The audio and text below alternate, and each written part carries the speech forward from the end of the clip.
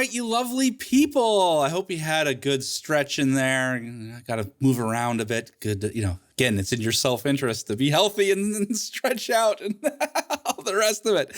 Anyhow, I hope you're ready to get back into talking about psychological egoism. I'll keep repeating this so we all know what we're talking about. Again, recall that psychological egoism is the theory of human motivation claiming that a person primarily acts according to prudence. And we've been considering a very strong form of psychological egoism, which says that every action of a person is done prudentially or in accordance to prudence. And altruism is either impossible or abnormal. So that's what we've been talking about. And so far we've seen just the first challenge to psychological egoism, which is just trying to be clear on what is meant by self-interest. Again, lots of possible definitions, but it's not as easy because the obvious ones have problems. So if you want to stick that out, you have to really be clear on what you mean by it and why that's a good definition of self-interest, of prudence. Okay. In any case, despite that challenge, I think this is a pretty popular theory. That's why Tuxedo Joey from Friends there was able to advocate it, why Glaucon and going back over 2,000 years was advocating that as human nature in Plato's Republic. So we can look at a few arguments that are often made in the defense of this strong psychological egoism. Now, the first argument we can consider is the wants argument. Now, according to this wants argument, humans always do what they most want to do. Always. Humans always do what they most want to do. Always.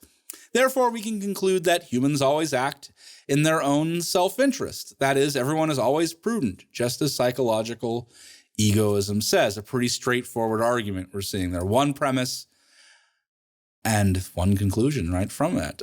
So let's check this argument's soundness. Oh, there's an old concept we haven't seen for a little bit. Soundness. Yes, let's check. Every time you see a diagram, there's got to be a soundness check. So let's remember the soundness fancy idea. Recall it, soundness has us check two things. We first check, are the premises true? That's the first check. And the second check is the argument actually valid? So we'll do both these things. Good practice. So let's do the first step of soundness. Is this premise actually true? We only have one, so that makes it easy at least. And so we can ask ourselves, do people always do what they most want to do? Now, James Rachels says no. James Rachels is like, no, he says, I can have plenty of examples where people do not do what they want to do. Instead, they act on obligation. And I think a good example of that can be the firefighters from 9/11. I know you guys, most of you probably weren't even born when 9/11 happened, but I'm sure you know enough about it, given that people my age were clearly traumatized by it. So we always talk about 9/11. And so think about those firefighters on 9/11. I'm pretty sure that most of them did not want, maybe all of them, I'm pretty sure many of them probably did not want to run in to the World Trade Center that day. I'm sure maybe all of them wanted to be home with their families during that crisis, making sure that their families were okay. But those firemen still ran into the World Trade Center because that was their job. That was their obligation as firefighters, was to go in and try to help in this catastrophic incident that unprecedented for the time in America. I'm pretty sure they didn't want to be there, but they were there out as a matter of obligation. So James Rachel says we can find examples like that show us that people often act not because they want to, but because they have to. It's their obligation. So that's sound. So that's the premises doesn't seem to be true, but we can also check validity. So we can assume, just for the sake of argument, that the premises are true, and then see, does the conclusion logically follow from it? Again, that's validity. Validity is, let's assume the premises are true and see if the conclusion logically follows. So let's assume, for the sake of argument, that it is true that people do whatever they want. Does that logically mean that people always act in their own self-interest? Once again, James Rachel says no. He says, acting on a want does not automatically make it self-interested. So let's go back to those 9/11 firefighters. Even if they wanted to help, and that's why they ran into the building, we would still say that those firemen, just because they want to help, does not mean that they're being self-interested, especially because they are risking, and in many cases, lost their lives. Everyone going into that building that day knew this was probably the riskiest thing that they would ever be involved in, because nothing like that, planes flying into buildings, huge buildings, is doesn't happen normally. So everyone knew what they were getting into, but this was going to be very dangerous. But they wanted, some of them probably did, maybe all of them, who knows? Some of them maybe genuinely wanted to help. And so James Rachel's is saying it's the object of what the person actually wants that matters. That's what we look at, the object. And that will tell us whether or not this is self-interested behavior or not. Yeah, if you want a reward or glory, fame, power, control over others, yes, those objects of wants are pretty self-interested. Power, glory, fame, money, control, rewards. That seems pretty self-interested. But if the object is wanting to help and save others, that does not seem like something that's self-interested anymore. That seems different. Again, so Rachel's is saying it's not wanting something that makes it self-interested or prudent.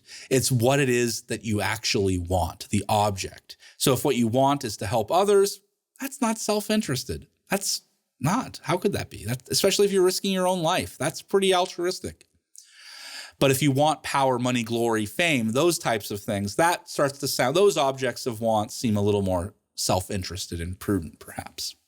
So Rachel thinks that this argument is not sound at all. He thinks the premise is true, and even if the premise were true, it's not logically valid. The conclusion does not follow. So much for the wants argument. Now we can look at a second argument, the self-satisfaction argument.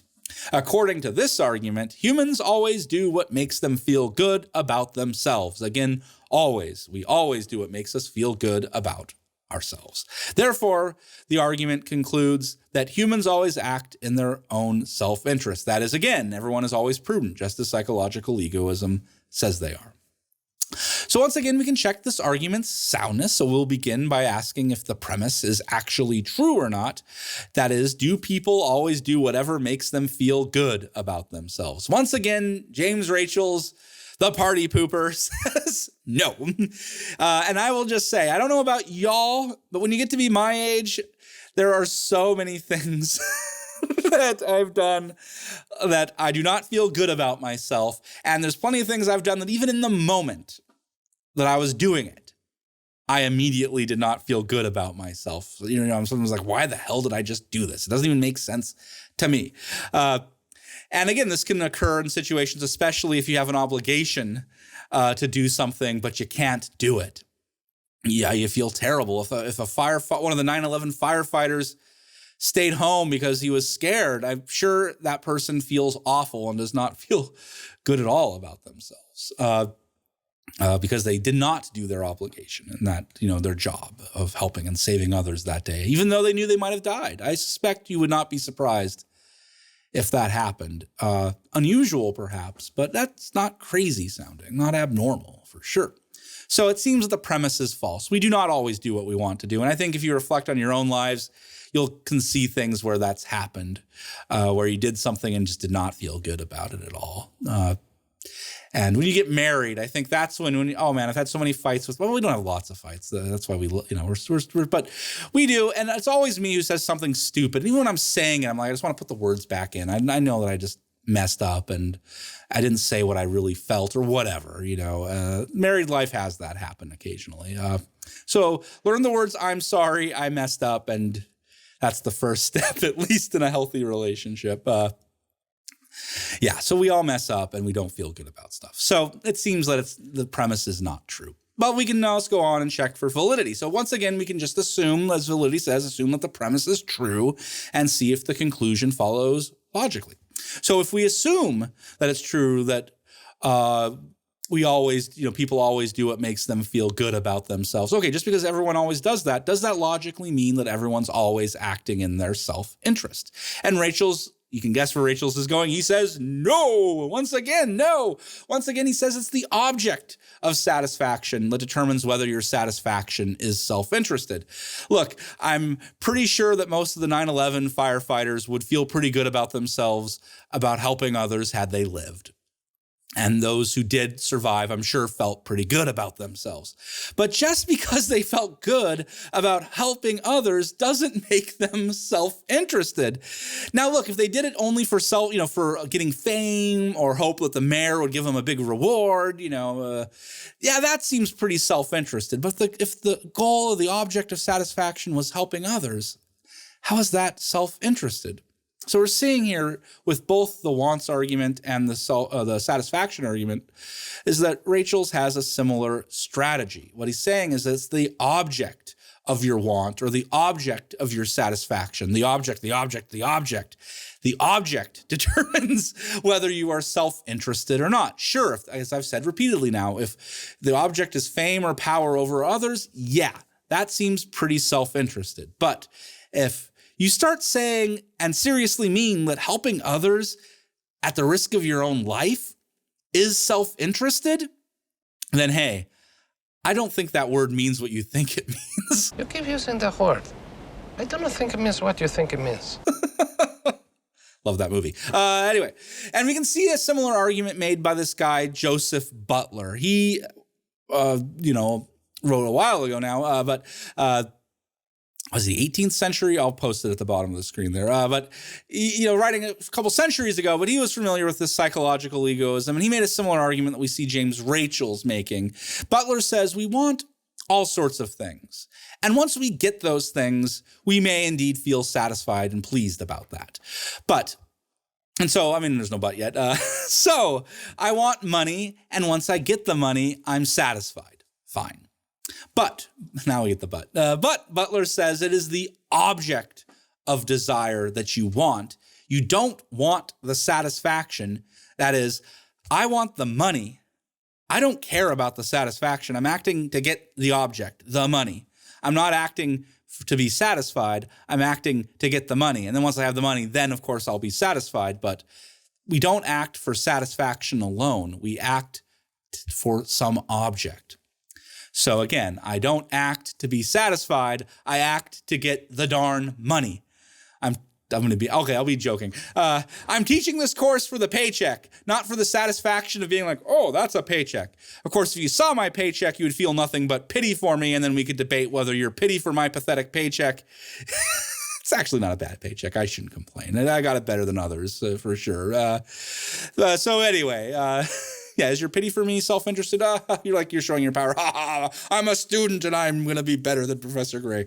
Well, no small accomplishment. No big accomplishment there. I don't know what I'm talking about. What were we talking about? Joseph Butler saying it's the object that we're after, not the satisfaction that we're after. And again, he's trying to say that we have our want of things before we can get the satisfaction. So I have to want something like money or helping others, whatever it is. I have to want something. Money, helping others, power, fame, my wife's happiness, whatever it is.